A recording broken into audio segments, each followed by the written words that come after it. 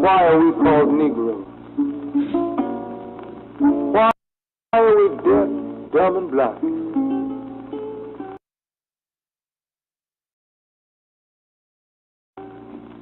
Why is everybody making progress, yet we seem to be lagging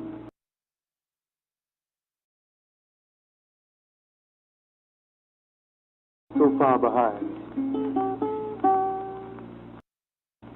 Why are we mistreated?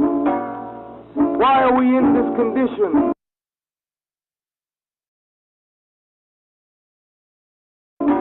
Stripped of our names, our language, our culture, our God, and our religion. Here in America,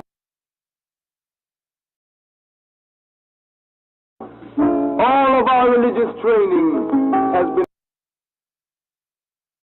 been gotten by the preacher.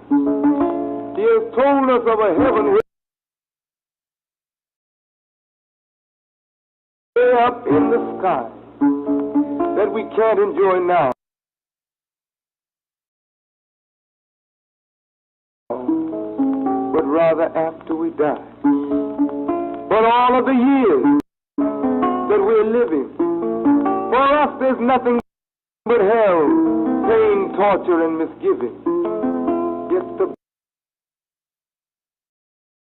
Bible speaks of a heaven filled with material luxury, which the white man and the preacher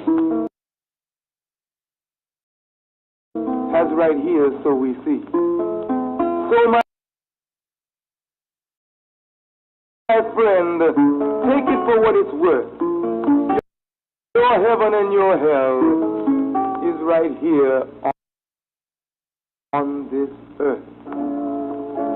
So let's check back into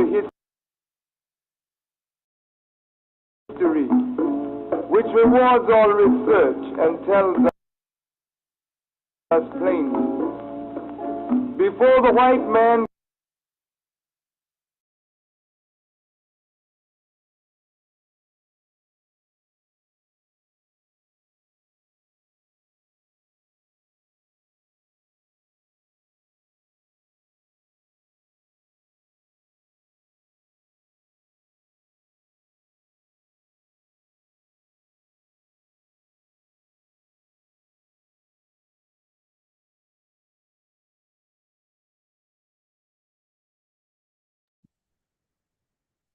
Kwaba, welcome. Hello, happy Sunday. We hope you are reaching your highest level of mental, physical, and spiritual strength, and that you are doing very well as a result of that. And we welcome you to this week's episode of Our Ancestors' Voices, a program sponsored every week, same time, same place, by the All African People's Revolutionary Party. And our topic today is going to be Hands Off Africa, Mali, Niger, and Burkina Faso, the Sahel region, colonialism, capitalism, and Pan-Africanism. So we're glad that you are joining us for this critically important topic. We're going to be explaining what's happening in Sahel. If you live in the Western world, there's virtually no coverage of the mass uprisings that are taking place there. So if you want to know about that, you're in the right place. We give honor and respect to the indigenous peoples of the Western Hemisphere for their righteous 531-year struggle against the forces who have stolen their land and continue to perpetuate their empire, their capitalist and imperialist empire on the lands of the indigenous people of the Western Hemisphere. So we stand in complete solidarity. We sit, we lay, we fly, whatever way we can move and not move, in solidarity with the indigenous people of the Western Hemisphere. And we, of course, honor our African ancestors whose lifeblood is the very reason that we continue to exist. Everything that we do in their honor, and do it in a way so that it's no question that they are proud of our efforts to continue to advance our dignity as human beings. So we are honored that you choose to spend this time with us And we want to just start with our brief introductions about the program, our Ancestor Voices.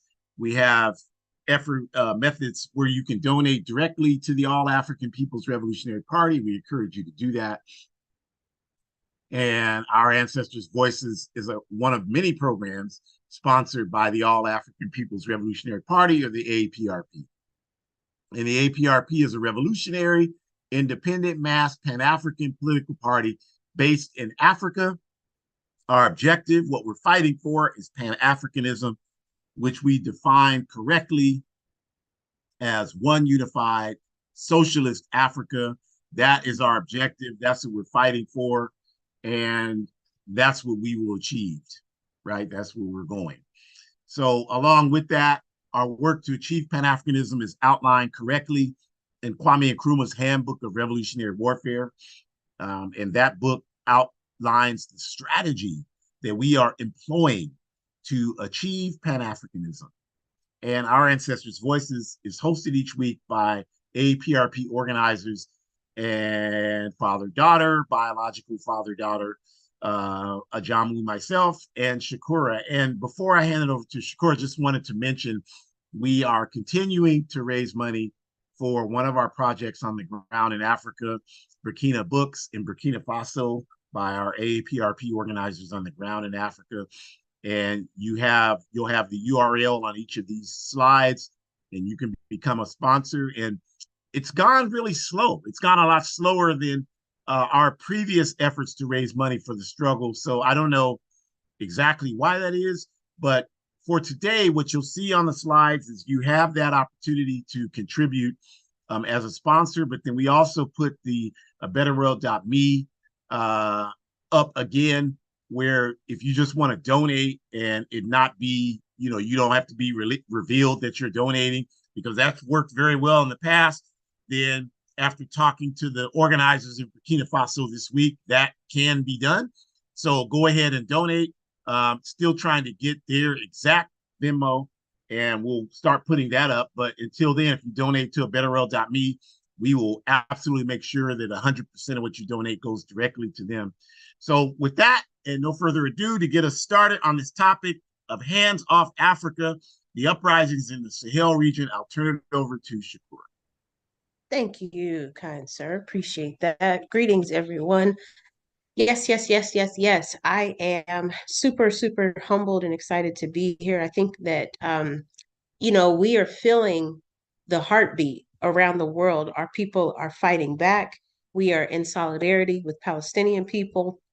We have Haiti folks that are fighting back. We have folks in other parts of the world that are sick and tired of being sick and tired, and they are on the verge of taking back what is rightfully theirs. And the momentum, it feels good. It feels like there's a pulse. It feels like people are definitely letting everyone else know that they are not going to be silenced, and that they refuse to take the brutality and the mistreatment any further.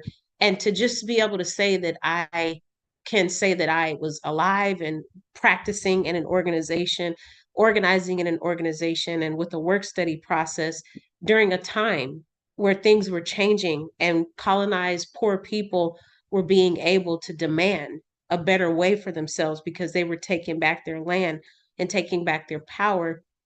That's so humbling and also very exciting and empowering.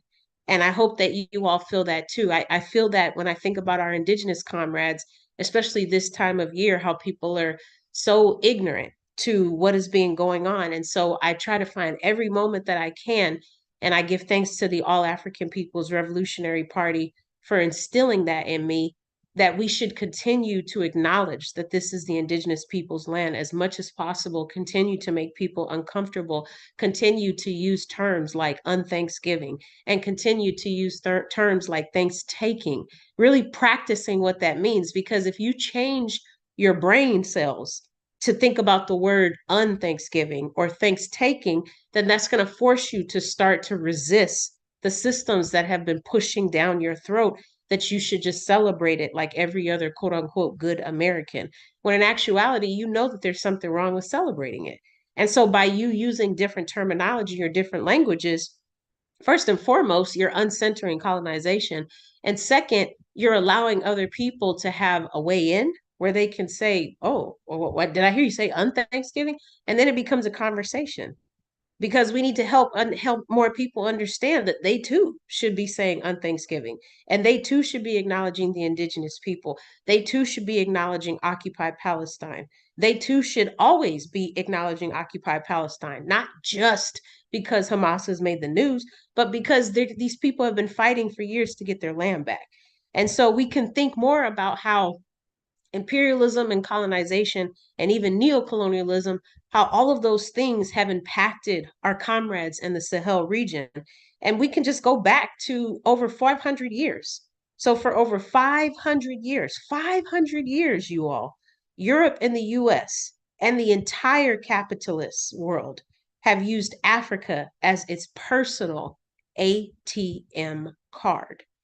Imagine having an ATM card where you could take out as much money as you desired, whenever you desired, without you having to make any deposits at any time. So this is a card that you can withdraw as much money as you want, whenever you want, but you never have to put money back into that account. This example defines the relationship of Africa to the colonizing capitalists and entities in the world. This entire situation is summed up by a t-shirt that my dad usually wears that says, quote, slave labor made America rich, end quote. The only thing to add there is that Europe and the rest of the capitalist world to that statement. So it's slave labor that made America, Europe, and all of the capitalist world rich as can be. As this slide indicates, a prime example of this exploitation is that one out of every three homes in France, including this Eiffel Tower, are powered by electricity generated from uranium that is stolen from Niger. While this happens, the people of Niger have absolutely no security as it relates to access to electricity. So we've talked about some really heavy things today, and we're going to get even more heavier, but I just want to reiterate, Africa has been exploited and basically had resources and money removed from it without ever having any of those resources or money put back into it. That's the first piece that was stated. And then we also need to talk about how, because of the exploitation, but also because of all the Africans who were enslaved, that particular process of slave labor endorsed financially, emotionally, physically, America, Europe, and all of the capitalist world, to where they had entities because of slave labor and because slave labor was profitable. And then the last thing that we should think about is just how important the resources that come from Africa are. This is why it's so important to know who you are. And in knowing who you are, that means knowing where you come from. And I don't mean USA. I mean understanding that you have African blood running through your veins. If you are African, that means understanding just how rich the continent is that you descend from. You know, if you allow capitalism too much power, they will make you feel ashamed that you come from there. The objective of making you feel ashamed is to make sure that you will never, ever become intelligent and understanding how rich the continent is. Because if you understand how rich the continent is, then you might start to resist and fight back like all the other Africans around the world, because you're tired of somebody taking something from you that does not belong to them. So instead, capitalist media, instead, imperialist media, they work overtime and they work so hard to make sure that you have no access to knowledge whatsoever, so that you can even begin to understand just how many resources come. I mean, we just talked about a statistic of 1 in every 3 homes. 1 in every 3 homes in France is powered including the Eiffel Tower, by the way, we see it lit up, is powered by electricity that comes from Niger, which is a country in Africa. Do you think the people in Niger have those same electrical resources? Absolutely not. Because for years on, 500 plus to be exact, for years on, Africans have been dehumanized and mistreated and not been able to benefit from the very same resources that are grown in their backyard or that are developed in their backyard or that are distributed or that are manufactured in their backyard. They have never been able to benefit from these things. And this is why we've been fighting back. This is why we've been trying to eradicate neocolonialism.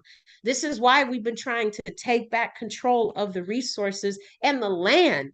Because if we had control of the land, no one would be able to come to Niger and take their electrical sources.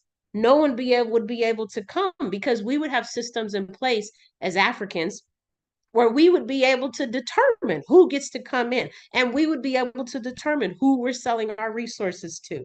None of that has been established. So because of that, the country has been stripped and socio and methodologically raped, if you will, in terms of exploitations of resources. And so we still have a long way to go in terms of understanding just how much of an impact that has had on folks, because this is not a new deal.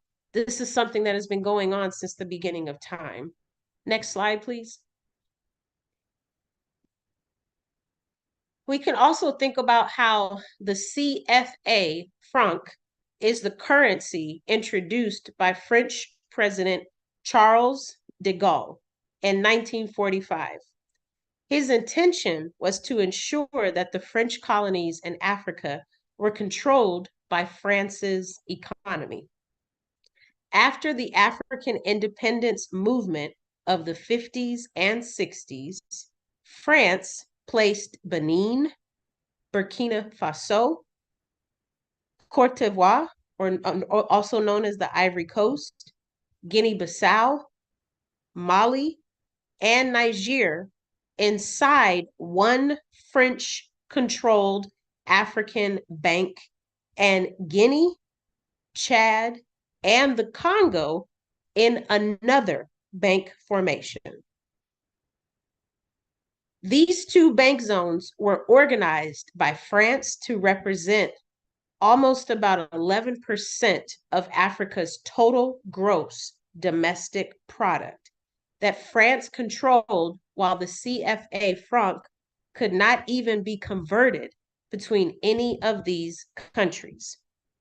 In other words, the setup was only beneficial to France and not controllable by either of the 9 countries using the CFA franc. So again, we can think about Charles de Gaulle and the intention that they put in with investing in the French colonies in Africa, and the decision to make sure that Benin, Burkina Faso, Cote d'Ivoire, Guinea-Bissau, Mali, and Niger were inside of one French-controlled African bank, while Guinea, Chad, and the Congo were in another. That was not by mistake, you all. Meanwhile, all of these countries, all 9 of these countries are using this CFA franc, but none of them are benefiting from the investments, from the interest, from any of the positive outcomes of having banks on African soil. Just like we just talked about Niger not benefiting from the same resource that it produces, so therefore people in Niger are still not having the same consistency of electricity that the people in France have. And so we can think more about that and understand that, or not just France, and Europe, I'll say. So we can think more about that and see how each of these countries is producing a resource that could be very much beneficial in Europe or other parts of the world where capitalism and imperialism are ruling.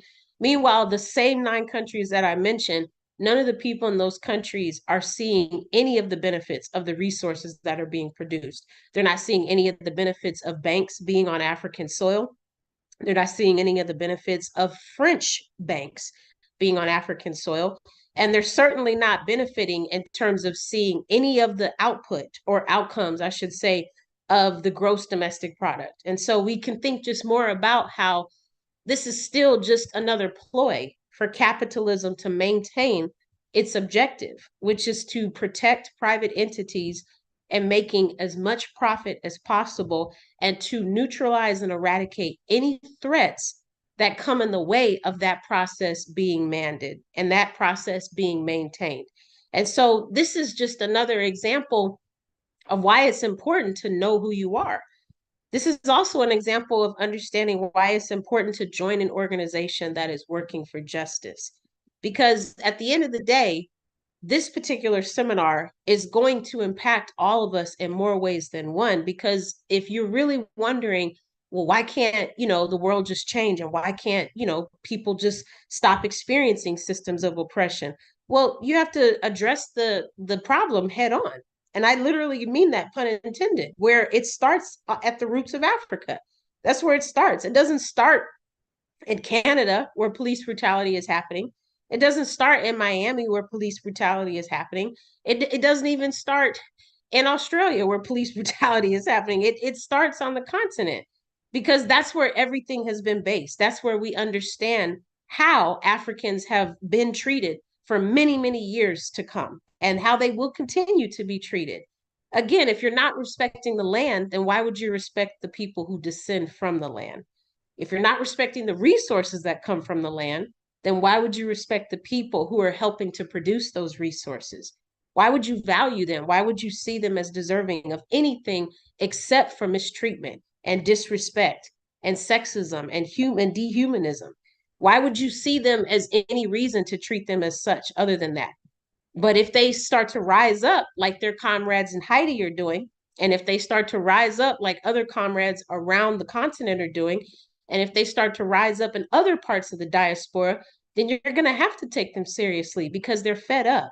And that's the beauty in organizing.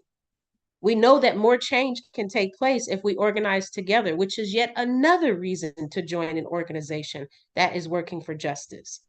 Because we can't fight them, the three of us, and we can't fight them, the six of us, and we can't fight them individually as our own entities, but we can join organizations that are working for justice. And different organizations can have different connections to chapters on the continent, as well as chapters in other part of the world. And we can start to continue figuring out ways to really affect them to where change is going to take place. But it's going to take more people who are organizing and who are aware of all of the political education that they lack, so that they can find a way to replenish that.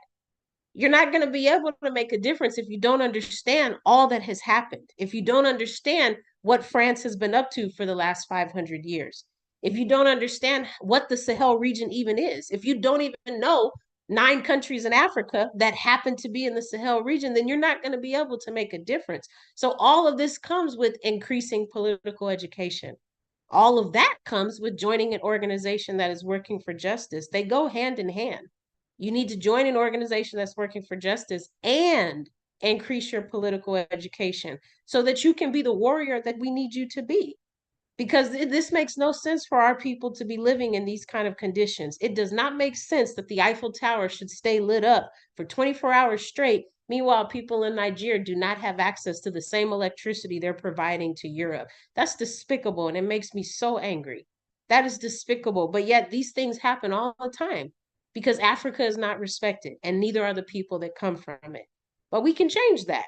And it starts by joining an organization that's working for justice and increasing political education.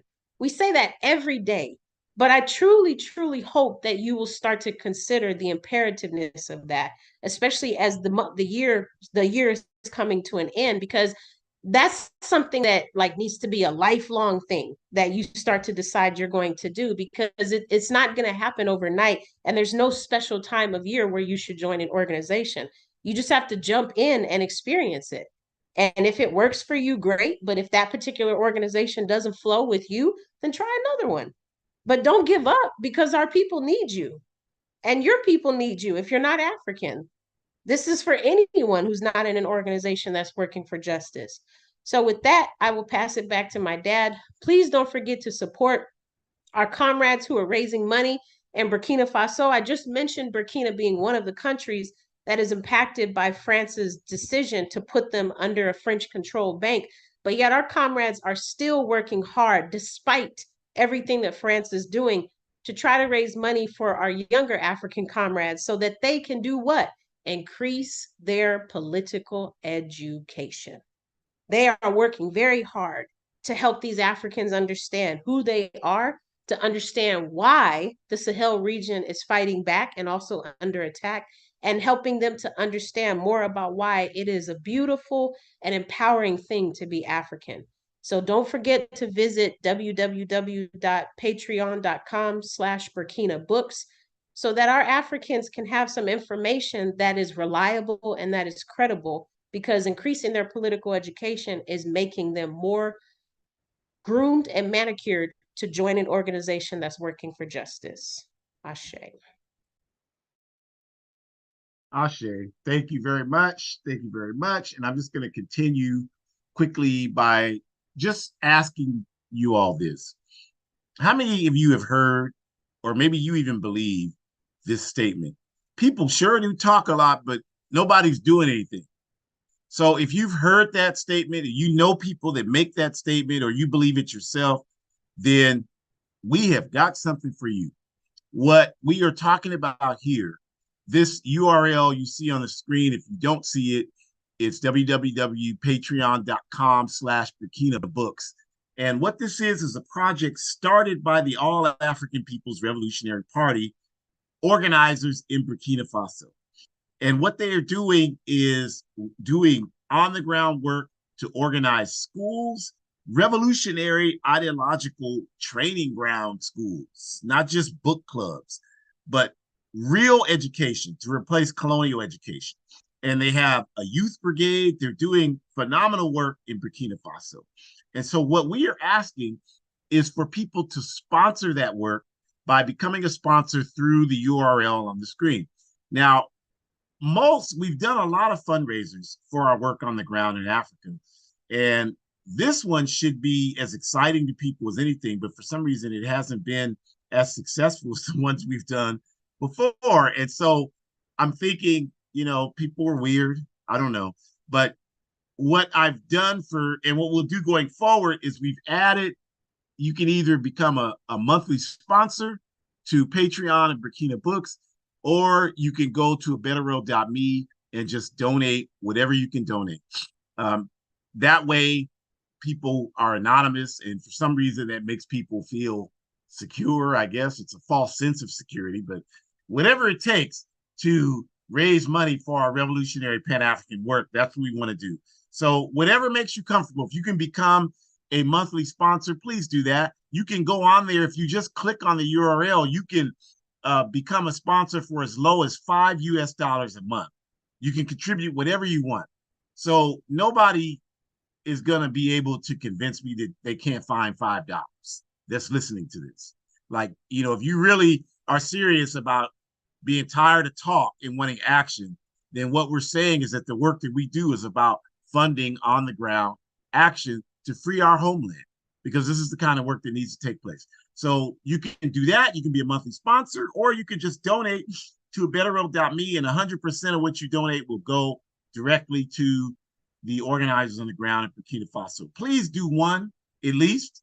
There's no choice. We don't have a choice to not do either. Please do one, at least one. Do both, but at least one, make a contribution, right? And in the coming weeks, we'll get the actual Venmo to Burkina Faso, and you can send money directly to them. You don't like us, you don't trust us, that's fine. I'm not offended by that at all. We are trying to do revolutionary work. We don't have time to worry about people's egos and who doesn't like me. I want a lot of you not to like me. That means I'm doing good work. So that's okay. Not at all offended by that. We just want to get this work off the ground and going. So let's continue with the topic and talk about France's stranglehold on Africa. And as Shakur mentioned, the CFA franc, the currency. But first, I'm sorry, I just want to dial back, because I know that probably most people, when you say the Sahel region of Africa, they don't really know what you're talking about. So let's talk about that. The Sahel region of Africa, if you look at a map of Africa and you start on the west coast of Africa, where the country of Senegal is. You start with Senegal and you just go on a line to the right, east, on the map of Africa. What you'll see is you'll see Senegal, and then you'll see Mali, then Burkina Faso, and then next to just east of Burkina Faso, you'll see both Chad and Nigeria. And then it continues on all the way to Ethiopia on the east coast of Africa. This line of countries I just mentioned is below the Sahara Desert and right above Central Africa. So that region I just described to you, that's below Sahara Desert and right above Central Africa, is called the Sahel region. And most of these countries are colonized by France. Senegal, Mali, Burkina Faso, Benin, which is in there, Chad, all of these, Niger is there as well. I think I forgot to mention them in the brief geography I gave, but they're right there. Look at a map, you'll see it. So that's why, this happened after the Berlin Conference in 1884. France got these territories, and that's why they're geographically placed the way they are. But this is where the struggle is being raised. And the 9 countries Sakura mentioned, all of them were not countries that were colonized by France. Like Burkina Faso was colonized by the Portuguese. Nigeria was colonized by the British.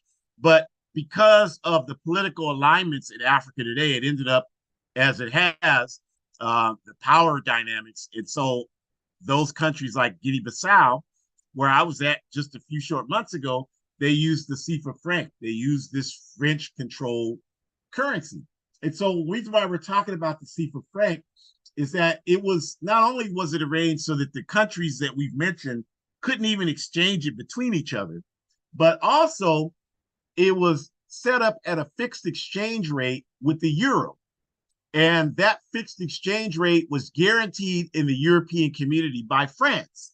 So what this means, you all, is that France established itself in the euro. And, there are certain currencies that have clout anywhere they're used on the planet Earth.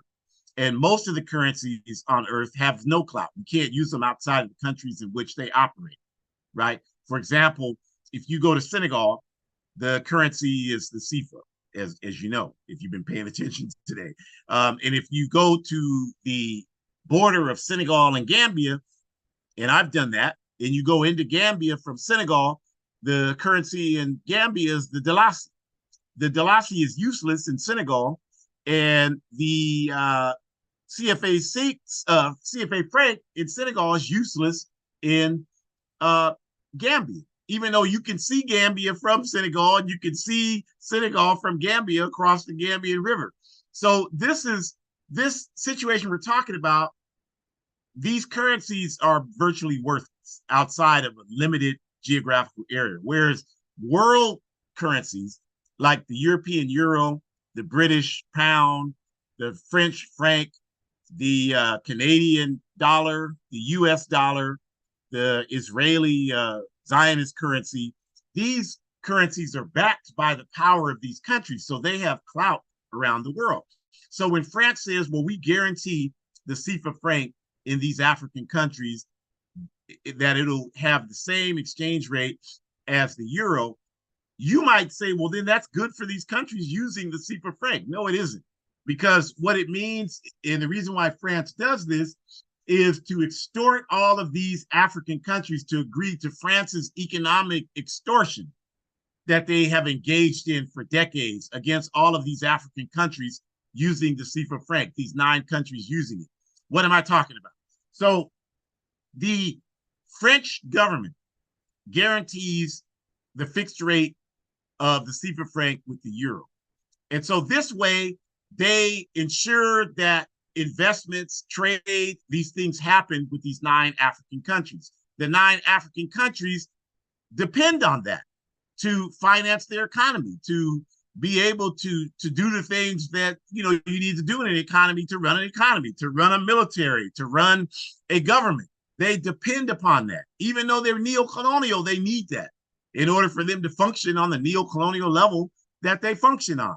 So without that guarantee, they wouldn't be able to do that. So this is how France extorts them to continue to use the CFA franc. It's not like it does anything to create any autonomy or any independence for any of these African countries. It just allows them to function as slaves of France. And that's the whole reason why France does it, right? So they control this process by setting up these central banks in Africa, the Central Bank of West Africa, and then also the Bank of West Africa. You can see, if you're looking at the screen, on the currency that's on the screen, that it says, Bank Central of Africa, the Central Bank of Africa. And so they dominate these 9 economies by forcing them to launder all of their resources through these banks. And the way they do that is these banks have systemically held 50% of all of the assets deposited from all of the gross domestic product of these 9 countries. So France controls 50% of all of the assets produced by these 9 countries that we mentioned. And this is the extortion that France uses. In other words, if you don't do that, you don't get this fixed exchange rate on the international market. If you don't get that, then nobody's going to want to trade with you for sugar. Nobody's going to trade with you for cocoa, for anything that you need to have a society. And if you can't get those things, the people are going to rebel and uprise, and you're not going to be there very long. So it's extortion on all levels. It's extortion against the neo-colonial regimes. It's certainly extortion against the masses of people in these Sahel countries, because they're forced to live on a very limited manifestation of the assets that they produce. And this keeps them tied to this slavery mechanism. If you want an example of that, it's no different than how these crackers here in this United Snakes of America, in the southern portion of this country, after the Emancipation Proclamation, forced our people to stay on the plantation by terrorizing them, making it very difficult for them to leave the plantation, and then forcing them like, well, you can stay here and work, but if you do that, we're gonna charge you for the equipment now, because you're not working for us anymore. You're working for yourselves. We're gonna charge you for everything, where you live, everything. And the sharecroppers started off after the Emancipation Proclamation in debt, and they were charged exorbitant interest rates, and they were never able to come out of that debt. And there are families today in Mississippi that are still in debt for over 150 years by this nonsense. Well, that's the same thing that France is doing in the Sahel region of Africa. It's the same thing that Britain does. The same thing that all of these colonizing crooks, criminals, and cracker nations do to Africa. And so this is what we are trying to get folks to see and understand, because these types of gangster tactics are the reason why African people are poor and suffering all over the planet Earth. It's not because we're lazy. It's not because we don't work hard enough. It's not because we don't have the right belief in God. That's all a bunch of damn bullshit. It's because of these institutional systems of oppression that most of us know nothing about, but operate very effectively on a day-to-day basis to keep our people enslaved to these criminal empires, right? So what's happening in the Sahel right now is the masses of African people, and again, we have the URL for our comrades in Burkina Faso, or donate anonymously if you want to betterworld.me, but do something. As Apprentice Bunchy Carter, our wonderful ancestor from the Black Panther Party in LA, said, do something, Black people, even if you just spit. And that's exactly what we're saying about this. Do something. Do something to support your people. Support one way or the other. But we're saying the masses in the Sahel have risen up, sick of this oppression. They've risen up. And if you've been paying attention, there have been coups d'etats, right? Military coups d'etats in Mali, in Burkina Faso, in Niger. And we're not here saying that the military coups on their own are the solution, but we are wanting you to recognize that the military coups happened because the masses are fed up. And if the people in the military conditions or positions, rather, aren't able to engage in policy that will bring about the type of freedom from this neo-colonialism that France is perpetuating, then the masses at some point are going to be organized to overthrow them. And so this is what we have to watch and see. But the fact is, the masses are rising up saying, enough, we're tired of France. France, get the hell out. And that's a positive thing. So the coups in the countries should be seen for what they are. They are expressions of the African masses rising up and being tired of this exploitation. Now, we've been telling you, as long as we've been doing this program now, which is 3 years, going on 4 years, we've been telling you that Africa is on fire. And you don't believe it because the capitalist man, the capitalist cracker on TV, he's not talking about it. And if he's not talking about it, it doesn't exist for too many of us. The only thing that exists is what that cracker is telling us about. So you don't believe it, but the reality is that what's happening in the Sahel right now is an expression of what we've been saying the whole time. Africa is on fire, and the masses of people are getting clarity on what's going on and saying no more of this nonsense and are not going to be fooled by symbols of progress anymore, and are going to demand real examples of progress. And if they don't get it, then that will just put us in the position where revolutionary change is that much more likely. And that is something that we live for. So for genuine revolutionary Pan-Africanists, we see these developments as further evidence of our claim that until Africa is free, no African anywhere on earth will be free. Because this neo-colonial system of oppression that exists in Africa is a manifestation of the balkanization of Africa, or the splitting up of Africa, and the control of Africa by the forces of capitalism and international imperialism. And the solution to that is that we have to unify in Africa. And this is happening, if you're paying attention to what's happening in the Sahel. The people of Burkina Faso are linking up with the people of Mali. The people of Mali are linking up with the people in Guinea, with Senegal, in Niger, in Chad. All of this is happening as we speak. And the AAPRP is on the ground doing everything we can to help facilitate those link-ups. We have a chapter in Burkina Faso. We have organizers in Senegal. We have a relationship, a sibling relationship with the Democratic Party of Guinea. These are countries in the Sahel region. So we are talking about something we know is happening through the work that is being engaged in every day. And we are going to do everything we can to put oil on that fire. Because the more we link up and the more we unify and the more we build revolutionary Pan-Africanist structures, get people in these organizations, get political education as a priority, start doing work to dismantle neo-colonialism, then this will move us in the direction that Kwame Nkrumah talked to us about, where we have one unified socialist Africa and we can be through with this nonsense once and for all. And so as the African masses bring light to France and what they're doing, and bring light to what Britain's doing, and what the United Snakes is doing, and all the criminality that all of these backward cracker nations are doing in Africa, then we have some homework that we have to engage in here in the West. And everywhere we are outside of Africa, we have homework that we have to be willing to engage in while all of this is happening. So the question is, well, what can I do? How can I impact this? I'm all the way over here and not giving a damn USA.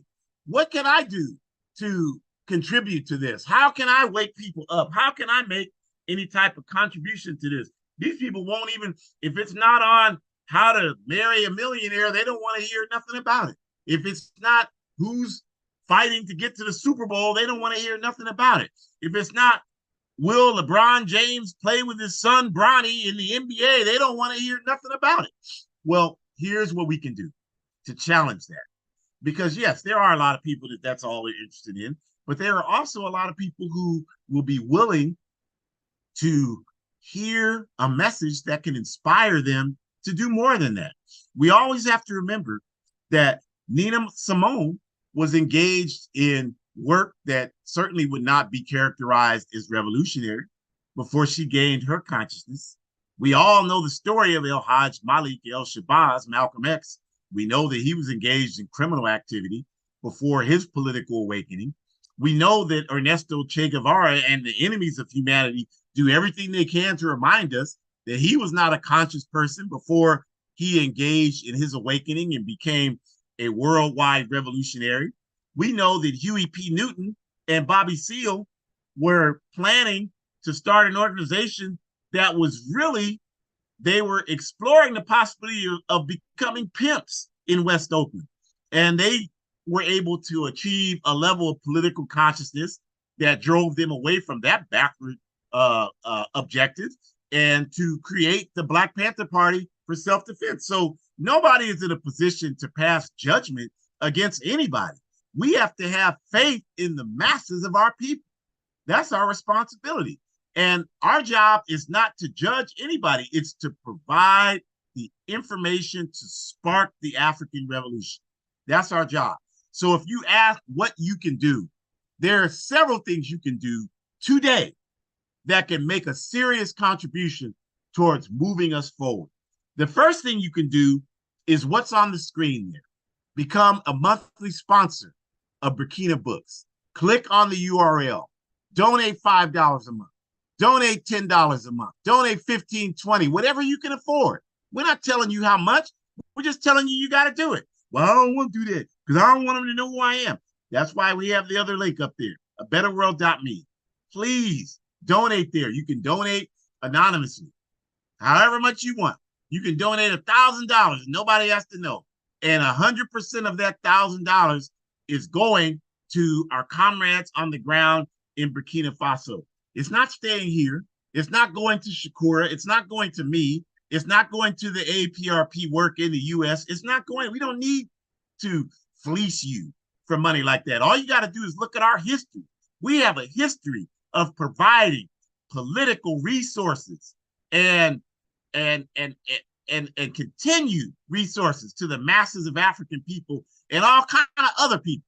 Nobody can refute that. Nobody can even just take me as an individual and refute that. My history is full of doing work for all kinds of people in the name of peace and justice without asking for a dime. So that's not even in question. Anybody that raises that, you got to ask them where's the evidence, because they will not be able to produce anything. But we can produce all kind of evidence of our work and what we're doing and how we don't have any compensation. We come out of pocket. We go in the hole to do, because that's what revolutionaries do. So make a commitment, please, today to be a contributor to our work on the ground in Burkina Faso. Another thing that absolutely needs to happen, besides that, is supporting genuine revolutionary work. We've talked about the Thomas Sankara Center for Liberation and Pan-African Unity in Burkina Faso, the APRP project. Please support that. But there are other things you can do. The critically important one is you have to join an organization working for our people and or working for justice. You have to do that. Too many people are like sponges, sit up and want to get all the information and don't want to do a damn thing to lift a finger to make a contribution. If that's you, you're part of the problem. And it's not, we're not going for that BS of, well, I'm just trying to get information right now. You will never understand this. I'm telling you this right now. You will never understand this work sitting on the sidelines just listening to other people talk about it. You will never understand it. That's like saying, well, I can understand how to deliver a baby just by listening to people who have delivered babies talk about it. You will never understand it until you become a part of it. You will never understand how to drive a vehicle just listening to people talk about driving. You will never understand how to be a tennis player just listening to people talk about tennis. You will only understand those things when you participate and practice, and quantity makes quality, and you become better. The more you do it, the better at it you get. You will only understand our struggle for justice when you become engaged in it. That's the only way you understand it. And if you are not willing to become engaged in it, then shut the hell up talking about it. Because all you're doing is spreading confusion and making it so much harder for those of us who are genuinely trying to do the work to do it. Because you're spreading confusion based on the dysfunctional nonsense that's in your head that's based on no experience actually doing the work. So that all you have to do, we're not saying you have to come in today and be Huey P. Newton and Kwame Nkrumah and Ancestor Shakur and Amy Jock Garvey. You couldn't do that if you wanted to. I couldn't do that if I wanted to. There's only one Huey P. Newton and Kwame Nkrumah and Ancestor Shakur and Amy Jock Garvey. We're not asking anybody to do that. We're asking you to make the contribution that you were put on earth to make. And so you have to join an organization working for our people. We have the All African People's Revolutionary Party here. If you're an African, you got to join us. You got to say, I'm going to make a commitment. I'm going to step out of my comfort zone and I'm going to make a commitment. And for the first 6 months, all we ask you to do is participate in work study. You need to study. You know, we don't know all of these things that we're talking about. So you need to study. That's all we ask you to do for 6 months. We don't ask you to do anything else. You can do everything, but we don't ask you to do that. That's up to you. All we ask you to do is study for 6 months. You're not an African. Well, they won't even let me join the APRP, so I guess I can't do nothing. No, that's a damn lie. You're just making excuses for why you're not going to do anything. You can do everything. And we've said it a million times, and we'll say it a million more times. If you're not African, we will help you. We have organizations we work with. If you're indigenous or Latino, you can join the Ilahe Spirit Runners. You can join the American Indian Movement. You can join El Partido de Raza Unida. We have relationships with all of those organizations, and we're happy to direct you to the people engaged in them so that you can start doing work. And if you don't, if you don't like those organizations, or you're African and you don't like the APRP, then there are other organizations we can direct you to. And if you don't like any of the organizations in existence, you still don't get to escape. You got to start the damn I hate this goddamn person talking on this show organization. And say tonight, I'm gonna start the I hate this goddamn person talking organization. And guess what? We will help you with your work to start the I hate this goddamn person talking organization. We will help you build a political education program in the I hate this goddamn person talking organization so that you can build capacity to contribute to this struggle for justice and human progress. You cannot escape. You've got to do it. If you have all the excuses in the world for why you're not doing something, only person you're fooling is yourself. Those of us who are doing this work, you're not fooling us. You're just lazy, you're cowardly, or I don't know what your problem is, but you got to do something to make a contribution. That's your responsibility as a human being. So let's do it. You decide what that is. We're not going to tell you what that looks like. You have to do that. But you've got to make a contribution today. Think of it like this. Even if all of us, think of everyone you know. You can think of 20 people you know. Think about what they're doing. I bet you if you know 20 people, not more than one or two of them are engaged in a struggle for justice. And by that, I mean participating in organizing work. We're not talking about somebody just running their damn mouth. That's not you contributing to the struggle for justice. I know you think it is. I know you want it to be, but that's not what that is, because it's not consistent. It's not organized. It's just whatever's in your head coming out whenever it comes out.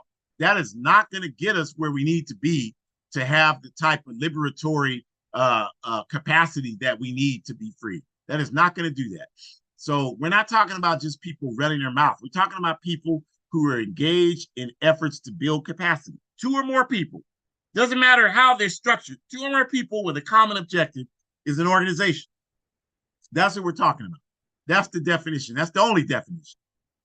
So if you know that and you have that, then we're saying you've got to contribute to that. You decide how that is.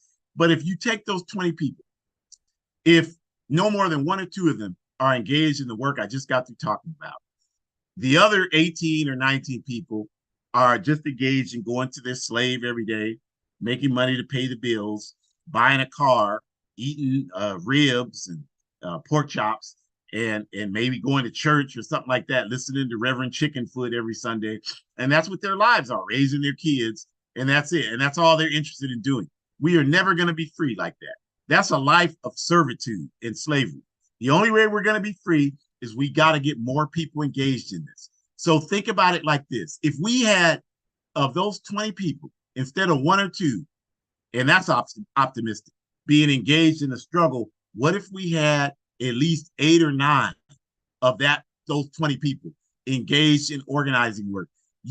Anyone hearing that, you cannot refute the fact that that would improve our capacity to move forward as a people and as peace and justice loving citizens of humanity.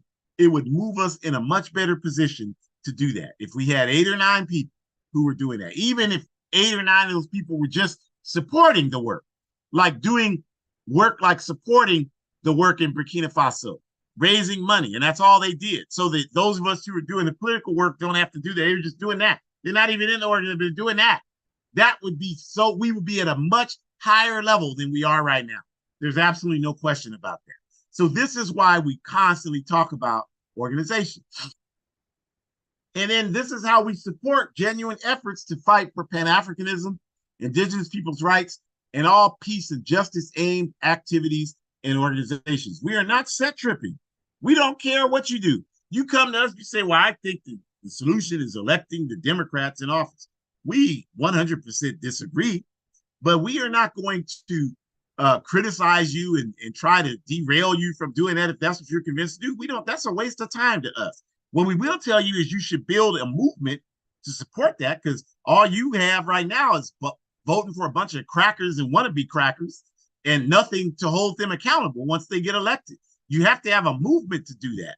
So that's the only thing we would tell you about that. But other than that, we're not going to sit there and argue. We got better things to do. You don't have any example where we're sitting there arguing with people about what they're doing to make a contribution to our struggle. You got us confused with some other organization. We don't do that. We are saying everybody has to make a contribution. And we know that if you say electoral politics and you're organizing the movement, which is what you should be doing, that's gonna force you to have to engage in this type of organizational work that we're talking about. We know what we're doing when we say what needs to be done. So we encourage you to do that. All of these things that we're talking about here, there is not a single person hearing this that can't do any of these things today. There's no reason you don't have to be a millionaire to do it. You don't have to have your life together. In fact, if you get involved in an organization, that's the best way to get your life together. The problem you have now, the reason why you can't get yourself together is because you're trying to organize your life in your head, and your head is disorganized. You don't have any accountability, and your head is preventing you from having that because it doesn't want you to be organized because it's easier, and you want the easiest route in life. You join an organization, now you have an accountability to something greater than yourself that's going to force you to have to organize your life, and that will make your life so much easier. The U.S. military says, oh, we do more before 9 a.m. Bullshit. We revolutionaries do more before 7 a.m. than you do the whole day. I guarantee you, come spend the day with me. You're welcome to do that. And I'll show you that in a way that's irrefutable. And that comes through organization of your life. And that's what organization does for your life. So everybody can do all of these things right now. This is the best way to support the African masses in Sahel, the African masses all over Africa, the African masses all over the African world, worldwide. It's the best way to support the indigenous people of the Western Hemisphere. It's the best way to support the Palestinian people. It's the best way to support the Irish people. It's the best way to support poor working class white people all over the world. It's the best way to support all of humanity that's on the side of justice. And if you're not doing that, then you are standing on the side of the enemies of humanity, whether you mean to or not. Don't be that person. Get on the right side of history. Get on the right side of history. So we thank you for joining us today. And we invite you back next week, same time, same place, where we talk about the U.S. lie called Veterans Day. We're so, we get it. The capitalist system has its institutions to justify its existence. But we have our institutions, which are revolutionary and designed to dismantle their backward systems of oppression. So we're not afraid to address these things. Yeah, we get threats for talking about it. We get all kind of threats. We get all kind of threats for talking about it. And we tell the people, we're going to, okay, well, you can tune in. You want to see us talk about it. If you're going to do all this to us, come and do it. Come and make your effort. Because we would, as James Brown said in the song, "Say It Loud, I'm Black and I'm Proud." We people, we like the birds and the bees, but we rather die on our feet than live on our knees. And these crackers know this. They know this about those of us that are serious. That's why we don't have problems. They can make all the threats they want.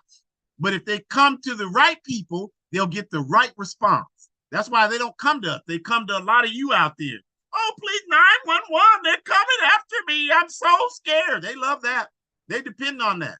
They ain't going to come to us because we ain't calling no damn 911. We're ending their misery for them. So join us next week when we talk about that. Go to the APRP Forward Ever shop, buy some clothes like this one I have on right now that's advancing revolutionary African consciousness and political education. Join the All African People's Revolutionary Party, aprp-intl.org. Go to abetterworld.me. All of these presentations are there. You can get them and forward them. Please do that.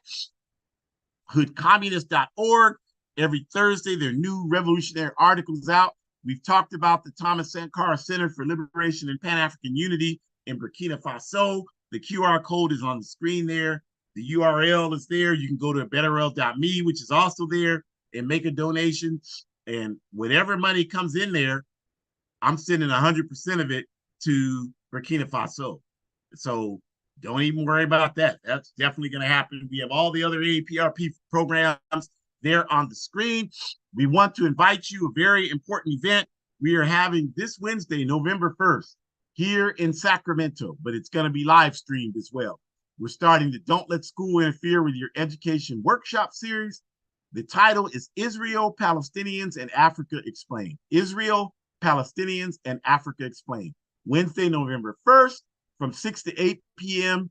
at the California State University Sacramento campus, 6000 J Street here in Sacramento, Sequoia Building, room 128. Come on out. We're going to have food served. You don't have any excuse. You can get off your slave and come, and we'll have food for you to eat.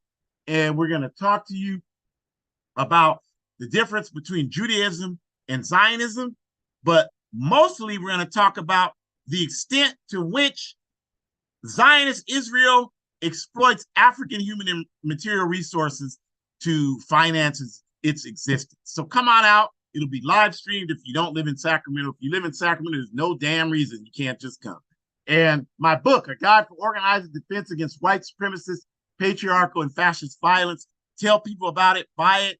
100% of the proceeds go to our anti-fascist work, which I'll talk about more in the coming weeks. We have a lot of that work happening. So support it. Forward ever, backwards never. Enjoy the rest of your Sunday evening. We are winning. Don't listen to these people trying to lie. We are winning. Get involved. Join an organization. Forward ever.